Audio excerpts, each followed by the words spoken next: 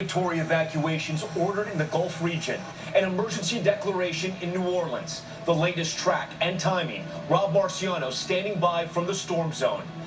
The other natural disaster, a mass fatality incident as wildfires continue to ravage the West. At least 25 now dead, dozens unaccounted for, more than 3 million acres already scorched in California alone. And as the air quality turns dangerous, tonight, the scenes of devastation and desperation. An elderly woman pleading for her family to help as flames closed in. Also new tonight, the ambush maker predicting a major development could be known by the end of October, and another resumes its trials as America moves towards 200,000 dead. The husband and wife lost to the virus within minutes of one another. The brutal confrontation, a man... From ABC News World Headquarters in New York, this is World News Tonight. Hey, good evening. Thanks for joining us on a very busy Sunday. I'm Tom Yamas. We begin tonight with the tropical threat taking shape and now taking aim at the Gulf Coast. Tropical Storm Sally already lashing South Florida with heavy rains and flash flooding. By tomorrow, take a look. The system is expected to intensify to hurricane strength as it crosses the warm waters of the Gulf. Preparations are underway across Louisiana. In low-lying Grand Isle, residents ordered to get out. And with concerns of a possible life-threatening storm surge, emergencies declared tonight in Louisiana and now Mississippi. We will time out the storm in a moment, but we begin with those urgent warnings along the Gulf Coast. ABC senior meteorologist Rob Marciano is in Biloxi right now. Power is going out right now. Tonight, Tropical Storm Sally gaining strength, taking aim at the northern Gulf Coast. The storm hammering South Florida today with high winds and more than 9 inches of rain, sparking flash flooding in the Keys. Louisiana again on high alert. You got about 36 hours or so to really get yourself and your family ready for this storm. Residents stocking up on supplies today, bracing for impact. Mandatory evacuations ordered for Grand Isle. Residents need to take this storm very, very, very seriously. You should be gathering your emergency supplies. The entire Gulf Coast, including Biloxi, will never forget what happened here 15 years ago with Hurricane Katrina. Local leaders not taking any chances. The mayor of New Orleans issuing a state of emergency. And with 20 inches of rain and a life-threatening 11-foot storm surge, the city's levees will be tested. I recently got a first-hand look. And then there's this wall, new since Katrina, just east of New Orleans, designed to keep any Gulf surge out of the city. It is huge, 26 feet high and nearly 2 miles across. All right, Rob is in Biloxi tonight, and Rob, we saw what happened there 15 years ago with Katrina. This storm, not at that same category, but this still has the potential to be a significant and dangerous weather event. It does, Tom. A different storm, but a very similar track to Hurricane Katrina. This one is going to be moving slower on impact. That's going to bring its own set of problems. Right now, about 230 miles from where I stand. Here it is on the satellite pictures. Had a hard time getting itself together. That's good. The longer it takes to do that, the weaker it'll be when it comes on shore. Here's the forecast track now with hurricane warnings that are posted from Biloxi all the way to Morgan City, Louisiana.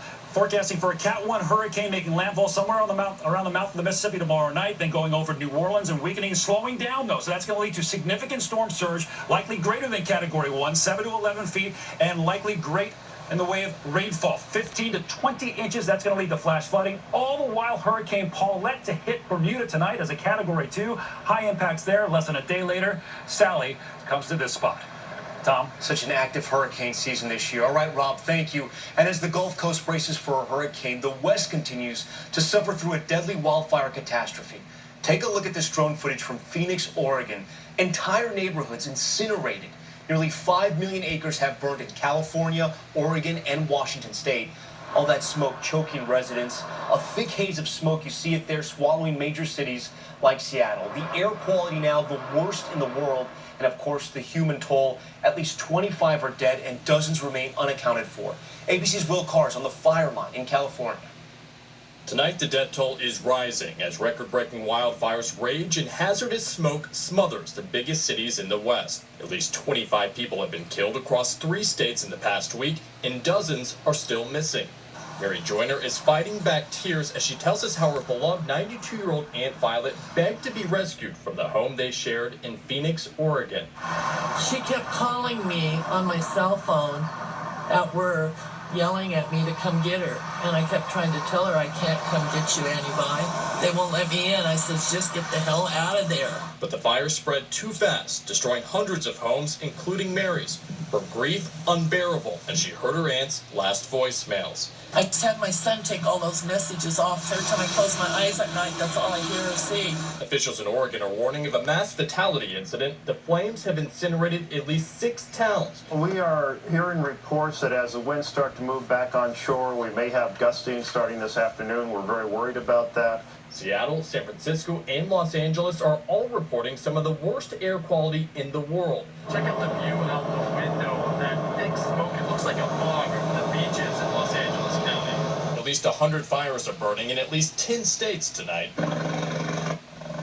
Bobcat fire near Los Angeles today forced new evacuations as President Trump is set to visit the state tomorrow. From the air and on the ground, 16,000 firefighters are battling 29 major fires here, many working non-stop for nearly 2 months. More than 3.3 million acres, roughly the size of Connecticut, have been scorched this year alone, 27 times the amount burned at this time last year. The North Complex fire has killed at least 12 people and damaged or destroyed 2,000 structures. We are experiencing weather conditions the likes of which we've never experienced in our lifetime. Back in Oregon tonight, Mary is haunted by the fear that her aunt and her pets did not make it.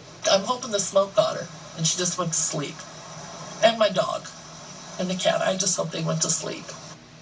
It's so hard to hear that. We can't imagine what they're going through.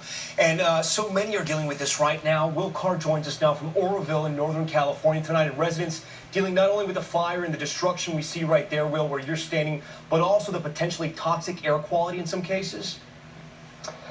Yeah, Tom, the best way I can describe this is a choking smoke. That's why I'm leaving my mask on. Of course, it came from the fire that devastated this community, destroyed the home behind me. We are expecting some wet and some cool temperatures up and down the West Coast over the coming days. Hopefully, that will allow crews to jump on top of the fires and get rid of some of this smoke. Tom. Those states really need that relief. All right, Will, thank you. Now to the show.